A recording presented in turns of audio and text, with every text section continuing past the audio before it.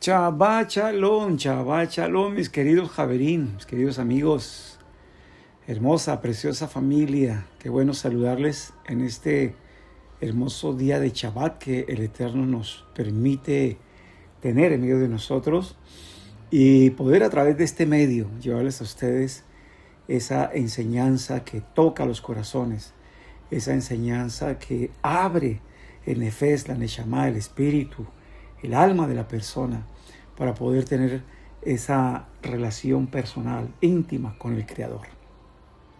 Hoy tenemos la parashá número 39, parashá Jukot, estatuto, y se encuentra en el libro de Bamidbar o Números, capítulo 19, verso 1, hasta el capítulo 22, 1.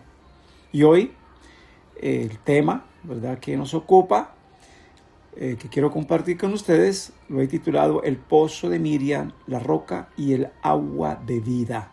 Sí, así lo he titulado. Entonces, hoy vamos a tratar de sumergirnos en las aguas profundas de esta parashá, ¿verdad? Jukot.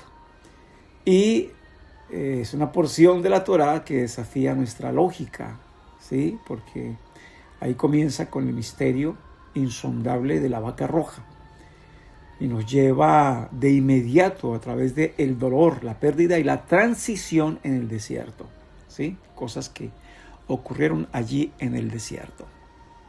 Pero encontramos aquí como un momento, ¿sí?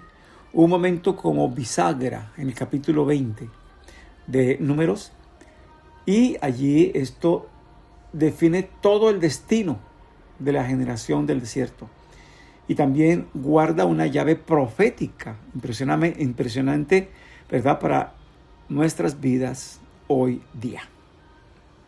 La Torá nos dice allí en Números 21, de manera casi como abrupta, nos dice: llegaron los hijos de Israel a Kadesh, y allí murió Miriam, y allí fue sepultada. Y inmediatamente en el versículo siguiente la Torá añade: y no hubo agua para la congregación. ¿Sí ven ustedes? Fue un hecho como abrupto, ¿sí? Un hecho trágico, ¿no? Y aquí nuestros sabios nos enseñan que estos dos versículos no están juntos por casualidad, ¿sí? Aquí hay enseñanza, aquí hay sabiduría, ¿sí? Durante 40 años el pueblo de Israel caminó por un desierto árido y hostil, y no tenían ríos ni acueductos. Sin embargo, nunca les faltó agua. Y ustedes saben lo esencial que es el agua en un desierto árido, donde no hay ríos, donde no hay lagos, donde el calor es abrasador. Y encontramos allí que no les faltó, ¿verdad? A pesar de todas esas circunstancias, no les faltó el agua. Y la tradición judía nos enseña que por el mérito de la profetisa Miriam, quien con fe cuidó a Moshe junto al río Nilo y quien lideró a las mujeres en alabanza con panderos al cruzar el Mar Rojo, un manantial milagroso, conocido como el pozo de Miriam, acompañó al pueblo en cada jornada. Sí, así como lo escuchan. Había un manantial que lo seguía. Había una roca que lo seguía. Algunos dicen que era una roca redonda, ¿verdad?, que rodaba con ellos y que a su vez les proporcionaba agua. Pero cuando Miriam muere, el agua se seca. La fuente de consuelo, alegría y sustento se detiene.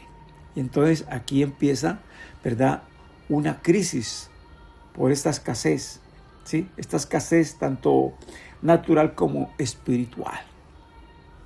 Y podríamos imaginarnos ese impacto físico y espiritual del momento, ¿no?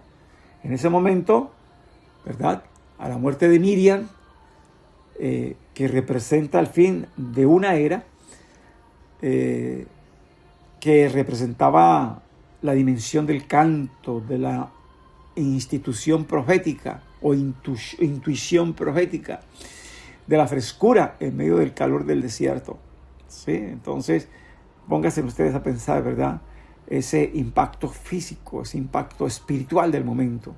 al ella ya partir, al ella ya morir.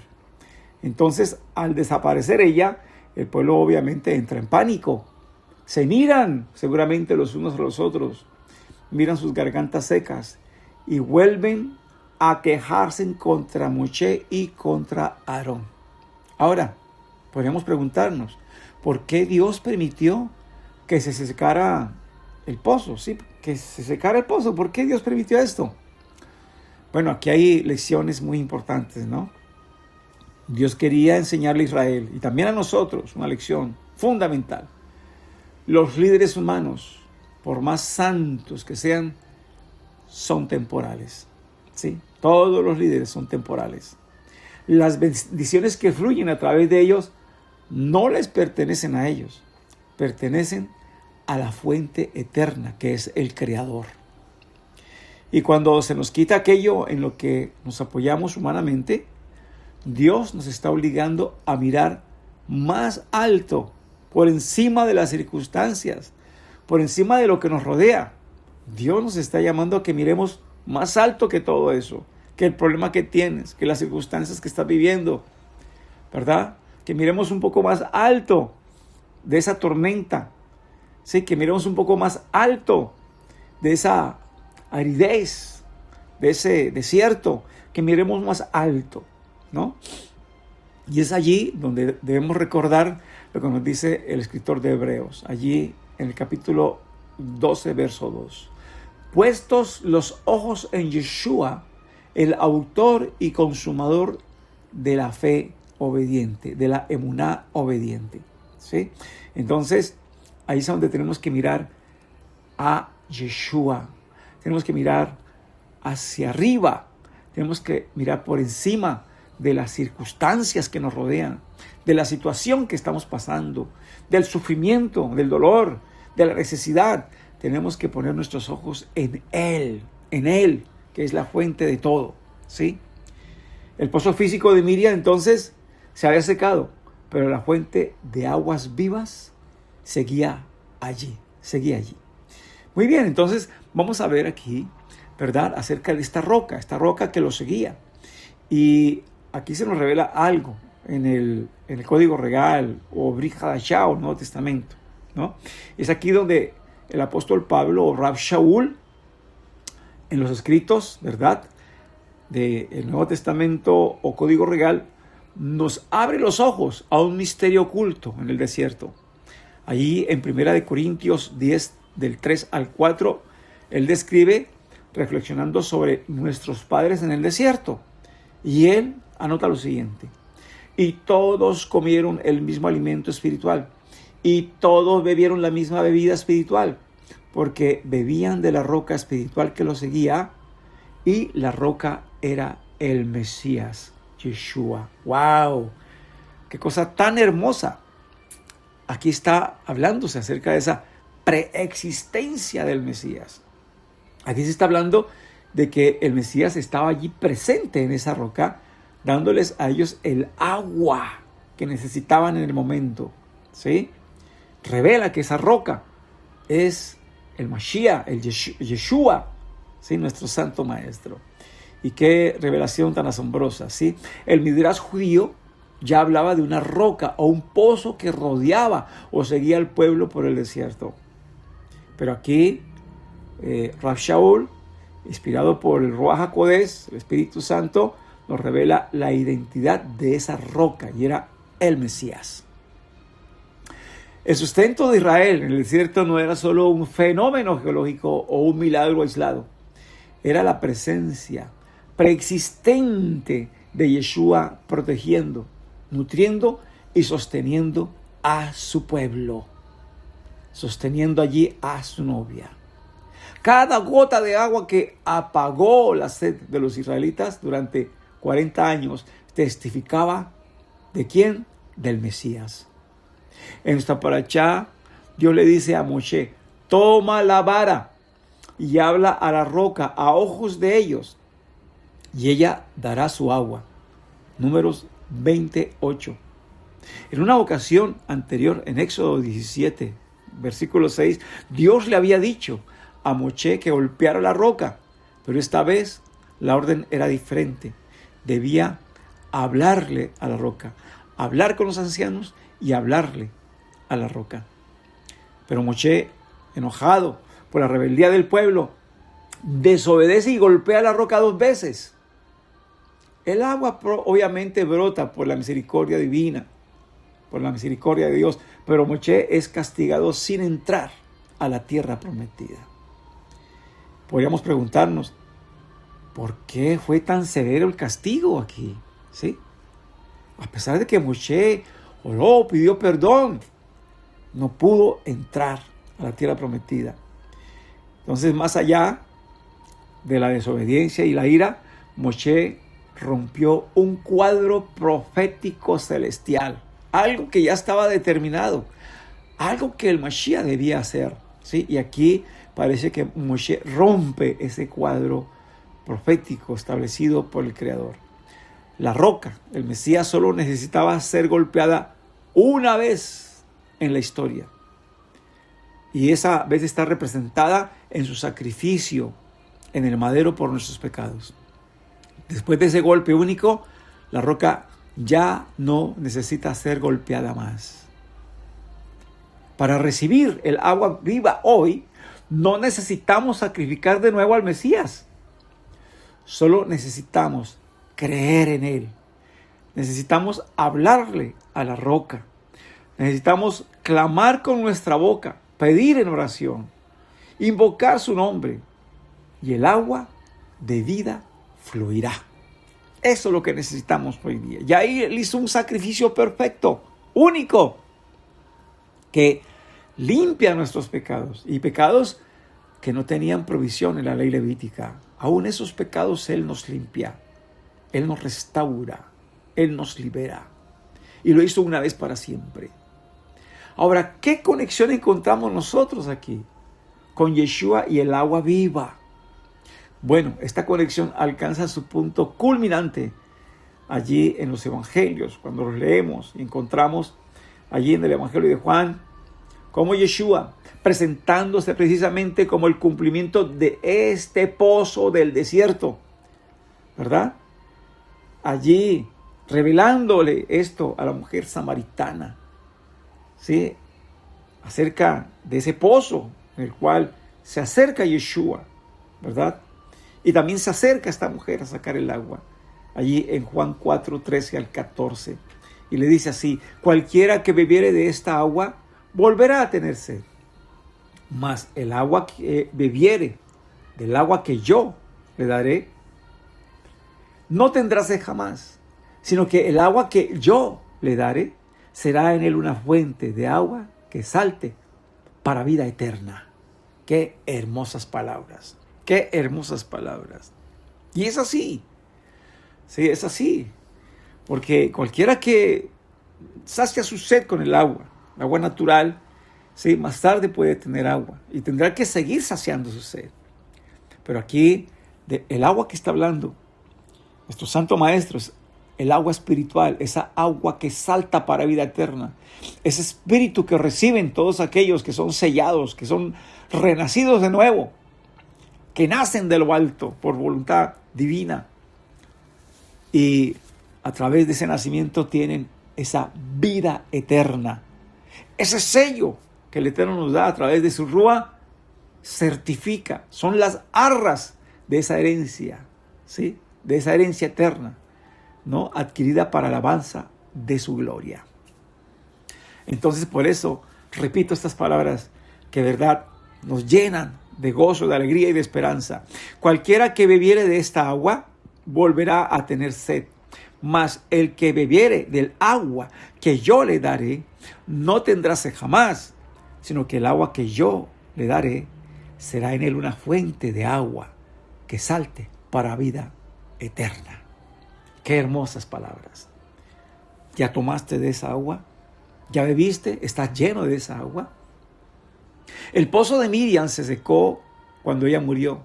Los pozos de este mundo, el estatus, el dinero, el reconocimiento, el materialismo, las relaciones amorosas, se secan constantemente y nos dejan con el alma agrietada y sedienta. Por eso, uno de los saliajín de nuestro maestro dijo: el mundo pasa con todos sus deseos, pero el que hace la voluntad de Dios permanece para siempre. Todos los deseos de este mundo pasan. Deseos materiales, físicos, emocionales. Todo esto va a pasar. Todo esto es pasajero, es efímero.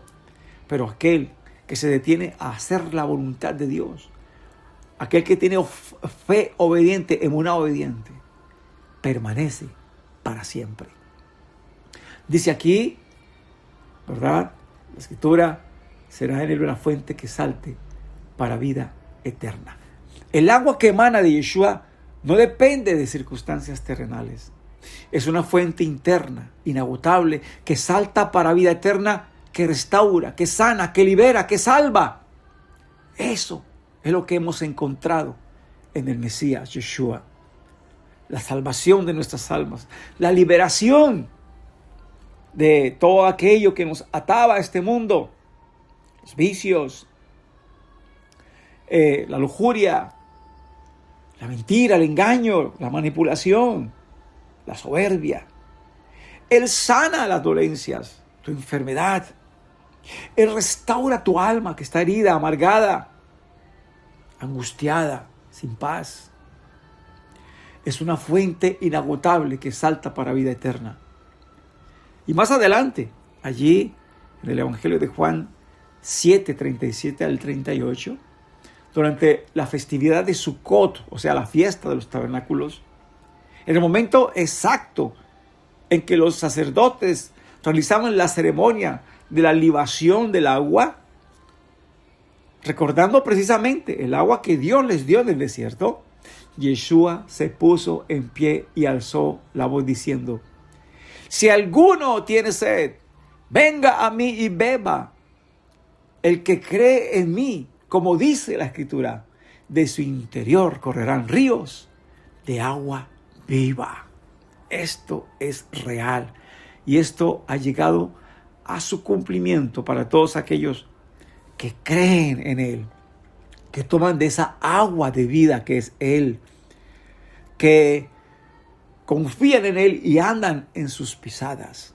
Nos dice el profeta Isaías 55, verso 1: a todos los sedientos, venid a las aguas, y a los que no tienen dinero, venid y comprad y comed. A todos los sedientos, venid a las aguas. De pronto tengas sed de justicia, de pronto tengas sed de compasión, de amor, de pronto tengas sed de ser sanado, de pronto tengas sed de ser liberado. Venga a las aguas, venga a esas aguas de vida eterna, esas aguas que Yeshua representa, y recibirás lo que tú necesitas. Mis queridos hermanos, mi querida familia, la muerte de Miriam y el pozo seco nos enseñan que las temporadas y las circunstancias de un momento a otro cambian. Miremos lo que pasó allí en Venezuela con el terremoto, cómo nos enseña la vida, ¿verdad? Que la vida es frágil, que podemos tener hoy y mañana ya no, que las cosas materiales se pueden perder, la vida misma, ¿sí? Y todo puede cambiar. Eso es lo que nos enseña, ¿verdad? La muerte de Miriam, ¿no? Y cómo ese pozo se seca. Todo es temporal, todo es pasajero, todo puede cambiar en un momento, ¿sí? Y es obvio que en la vida pasamos nosotros por desiertos, donde los recursos que antes nos sostenían de repente desaparecen. Personas queridas nos dejarán, ministerios cambiarán y fuentes de ingresos pueden secarse. Podemos estar en el ocaso de la vida por el paso apresurado del tiempo, pero la parashá de hoy, iluminada por lo que nos revela aquí, ¿verdad? Los evangelios, nos recuerda que nuestra roca nunca se mueve, nuestra roca nunca pasa, nuestra roca siempre está presente allí para darnos de su agua, de esa agua de vida eterna, la solución que tú necesitas, a pesar de las circunstancias en las cuales te encuentres. Yeshua es la roca espiritual que nos sigue en cada etapa de nuestro caminar. Él fue golpeado una vez por nosotros para abrir la fuente de la gracia del perdón y la reconciliación con Dios. Y hoy está accesible a la distancia de una palabra de fe que tú puedas pronunciar con tus labios. Por eso hoy te invito, ¿sí?, a que esa palabra de fe salga de tu boca, a que creas y digas: yo soy salvo, yo soy perdonado, yo soy sanado, yo soy restaurado, yo soy liberado. Que eso sea lo que salga con fe obediente y creas en lo que Yeshua ya hizo por ti allí en el madero, en el Calvario. Si hoy te encuentras en un desierto espiritual, si sientes que tu pozo se ha secado y que la sequía aprieta tu vida, no golpees con ira las circunstancias como hizo Moshe. No, háblale a la roca. No mires con nostalgia al pasado. Háblale a la roca. Clama a Yeshua.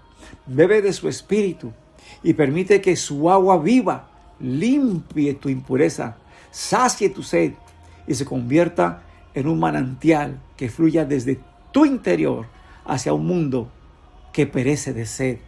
Y tú puedas también ser una luz de esperanza para tu hogar, para tu familia, para tus hijos, tus nietos, tus conocidos, tus amigos, tus compañeros.